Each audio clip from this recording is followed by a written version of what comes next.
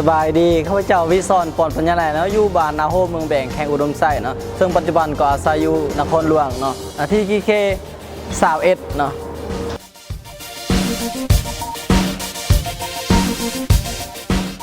ใครแนะนำให้มาแข่งก็คือเห็นโฆษณาอยู่ Facebook แล้วก็มีหมู่ซื้อบี้เนาะเพิ่นก็แนะนำว่าให้ไปลองสมัครเบิ่งเฮาก็กลับไปสมัครคิดว่าตัวเองเสี่ยงสู้มูอีก19คนได้ป่ะคิดว่าสู้ได้ถ้าชนะเลิศสิดีใจป่ะดีใจมีความฝันในวงการบันเทิงได้ไหม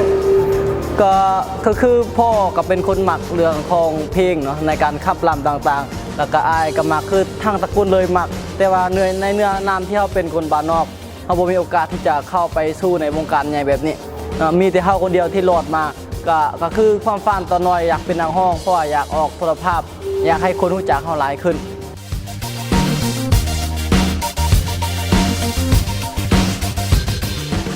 แล้วก็ฝากกองเชียร์ดัมเนอร์ผู้ใดที่เอิ้นว่าอยากให้ติดตามเด็กเนาะก็คือหมายเลข21เนาะเป็นจังใดนั้นเฮาเอิ้นว่าจะเจอกันในวันที่28เนาะหวังว่าต้องเป็นที่1ให้ได้เนาะ